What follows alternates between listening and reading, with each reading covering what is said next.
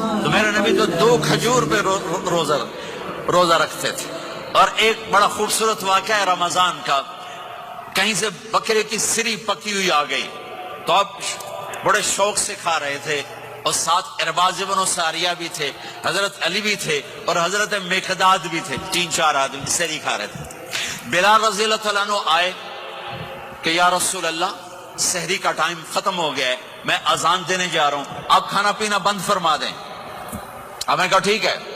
وہ باہر چلے گئے, اذان دینے لگے. پھر خیال آیا میں دیکھ لوں کہ آپ نے کھانا چھوڑا کہ نہیں چھوڑا. واپس آئے تو آپ کھا رہے تھے. کہا یا رسول اللہ واللہ لقد اصبحت, اللہ کی قسم صبح ہو گئی. آپ نے ہاتھ پیچھے کر لیا, کہا ارے بلال نہیں ہوئی تھی, نہیں ہوئی تھی. تیرے قسم کھانے پر اللہ نے پہلے نکال دیا اس کی, کہ تیری قسم جھوٹی نہ پڑے. حضرت علی نے فرمایا اگر بلال قسم نہ اٹھاتے تو جب تک میرے نبی کھاتے رہتے اللہ صبح کو پیچھے ہٹاتے جاتے. دیگ پک رہی تھی. ابو عبیدہ رضی اللہ تعالیٰ عنہ بن جراح وہ دیگ پکا رہے تھے, بکرا.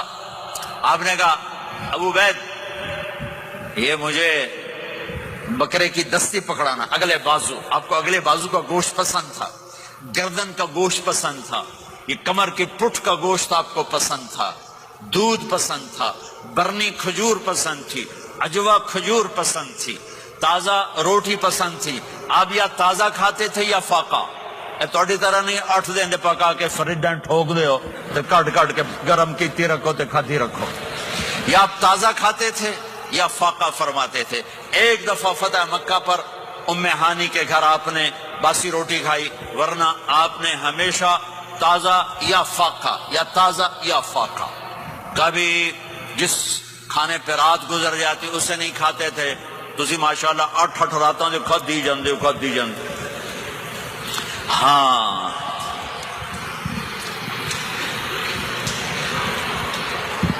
تو کہنے لگے عبید یہ دستی پکڑانا. تو انہوں نے ایسے بکرے کا بازو نکال کے پورا آپ نے یوں پکڑا, نوچ کے پھینکا. کا دستی پکڑانا, آپ نے انہوں نے یوں نکالا ڈوئی سے, آپ نے پکڑا کھایا. کہا مجھے بکرے کا بازو دستی پکڑانا. کہا یا رسول اللہ بکرے کی 2 ہی ہوتی ہیں. آپ نے کہا تیرا بھلا ہو جائے, اگر تو میرے کہنے پہ ڈوئی ڈال دیتا, جب تک میں کہتا رہتا اللہ مجھے نکال کے کھلاتا رہتا, اللہ مجھے نکال کے کھلاتا رہتا.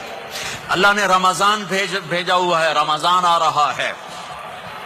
اللہ کی رحمتوں کا جنت کے دروازے کھل گئے, جہنم کے دروازے بند ہو گئے. ایک دوسرے کو معاف کر دو, روزے کی حفاظت کرو. آپ بہت سے بہن بھائی آئے بیٹھے ہو, لڑے ہوئے ہوگے, ناراض ہوگے, میاں بیوی لڑے ہوئے ہوں گے, بھائی بہنیں لڑی ہوں گی. رمضان آ رہا ہے, تیاری کرو. جیسے حج پر جانے سے پہلے معافی مانگتے ہو, رمضان سے پہلے بھی ایک دوسرے سے معافی مانگو, ایک دوسرے کو معاف کرو, ایک دوسرے کو درگزر کرو, خود جا کے معافی مانگ لو. اللہ آپ کا مقام اونچا کر